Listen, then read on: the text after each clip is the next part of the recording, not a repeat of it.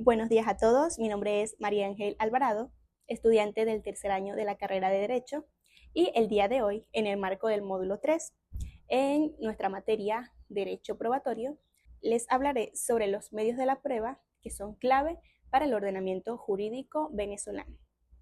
Para entender el proceso judicial, debemos comprender cómo se introduce la verdad en el expediente. Por eso, vamos a iniciar analizando una de las instituciones más clásicas, como lo es la confesión. Podemos decir que la confesión no es más que una declaración donde una de las partes del proceso, ya sea civil o penal, reconoce un hecho que le es desfavorable. Para que exista jurídicamente, requiere de 5 elementos esenciales.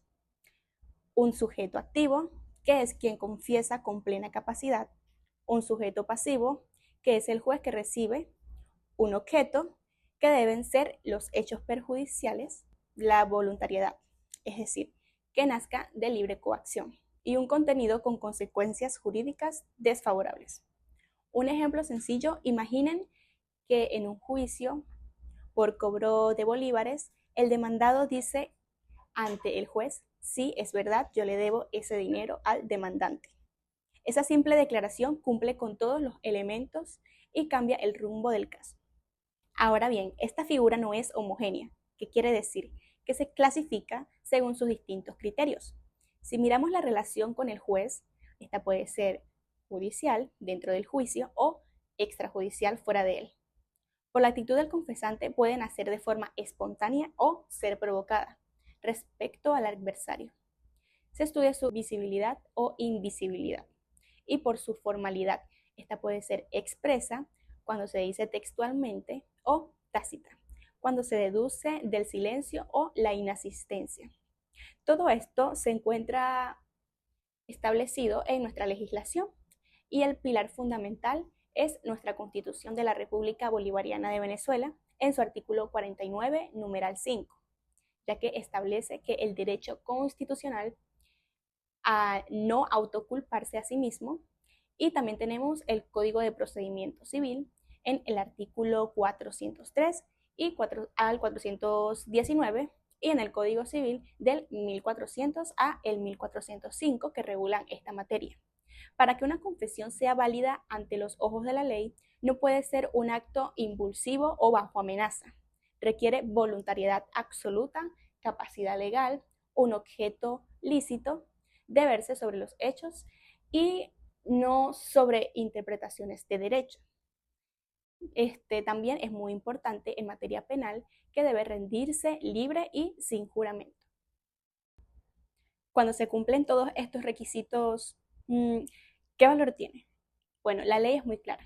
La confesión judicial hace plena prueba, es decir, que el juez la toma como una verdad absoluta del hecho confesado.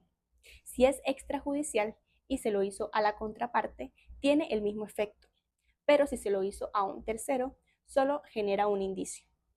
Y bueno, podemos decir que vinculado directamente a la confesión provocada, encontramos el mecanismo procesal para obtenerla, que no es más que las posiciones juradas. Estas son una serie de preguntas que una parte le formula a la otra, y esta vez podemos decir que es bajo juramento, con el único fin de buscar que se admita una realidad del caso.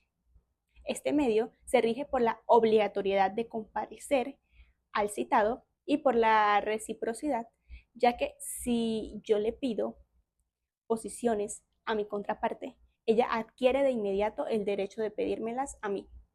Para que esto ocurra de manera ordenada, claro está, existen pautas temporales y formales estrictas en el Código de Procedimiento Civil.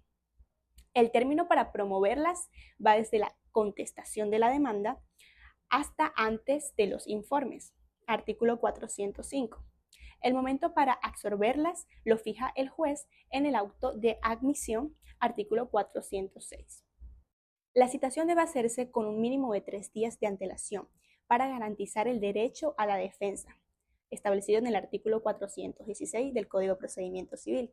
Y existen excepciones para la comparecencia de aquellas dignidades eximidas por la ley de declarar como testigos, artículo 408.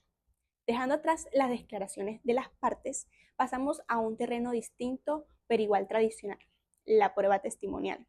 A diferencia de la confesión, aquí llamamos al proceso a un tercero ajeno al pleito.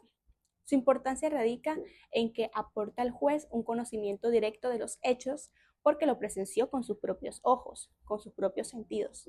Esto es una herramienta muy efectiva, además muy antigua, para complementar pruebas documentales. A diferencia de la confesión judicial, el testigo no hace plena prueba automáticamente. Aquí el juez debe aplicar las reglas de la sana crítica, evaluando la lógica del relato, posibles contradicciones, el interés en el caso o la capacidad de percepción del testigo. Precisamente por esto, la ley inhabilita a ciertas personas para proteger la veracidad del proceso, excluyendo a menores sin discernimiento, personas con trastornos mentales o parientes muy cercanos cuyas declaraciones pueden estar sesgadas por el afecto. El camino procesal del testigo consta de dos fases, promoción y evacuación. Durante el lapso de promoción, la parte interesada debe presentar una lista formal indicando nombres, domicilios y los hechos sobre los cuales se va a declarar. Posteriormente, en la fase de evacuación, el testigo comparece en la audiencia fijada y esta es debidamente identificada y se procede al acto de interrogatorio. Es fundamental recordar que la justicia requiere certeza en los tiempos. Por ello son tan importantes los lapsos procesales y estos están regidos por los principios de reclusividad. El tiempo que pasa no vuelve. Orden público e igualdad de condiciones. En general, nuestro procedimiento civil contempla un periodo probatorio ordinario de 20 a 30 días y las citaciones de los testigos deben cumplir de un margen de 3 a 5 días de antelación. Pero, ¿qué sucede si un testigo clave vive al otro lado del estado o una localidad diferente? Bueno, acá, ¿dónde se lleva el juicio? Allí entra la figura de comisión judicial. El juez de la causa comisiona mediante un despacho al juez de la localidad del testigo para que éste evacúe la prueba y remita el acta de vuelta, para asegurar que no se venzan los términos. El cómputo de los lapsos se amplía legalmente considerando los días de distancia y traslado.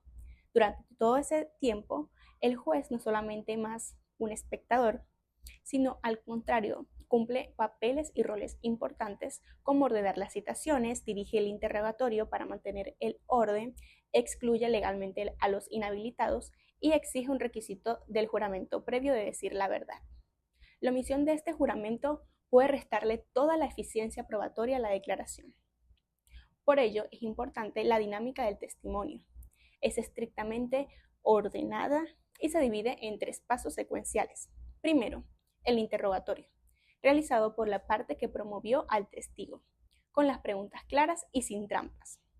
Segundo, la repregunta, donde la contraparte busca aclarar contradicciones o debilidad del testimonio. Y por último, y menos importante, si quedan dudas al respecto, el juez tiene la potestad de ordenar una nueva pregunta aclaratoria. Finalmente, si una de las partes considera que un testigo carece de credibilidad, la ley venezolana otorga un mecanismo de defensa. Esta es la tacha de testigos, regulada en los artículos 432 al 470 del Código de Procedimiento Civil. Esta impugnación debe proponerse justamente durante la etapa de evacuación. Sus motivos legales son claros: incapacidad, interés directo de los resultados del juicio, parentesco cercano, antecedentes que afecten su moral, contradicciones graves o mala fama pública, y si el juez la declara con lugar, el testimonio se excluye totalmente y pierde el valor en la sentencia. En conclusión, tanto la confesión, las posiciones juradas, como la prueba testimonial constituyen los pilares que le permiten al juzgador descubrir la verdad real frente a la verdad procesal, garantizando así un proceso justo y apegado a la legalidad venezolana. Muchas gracias por su atención.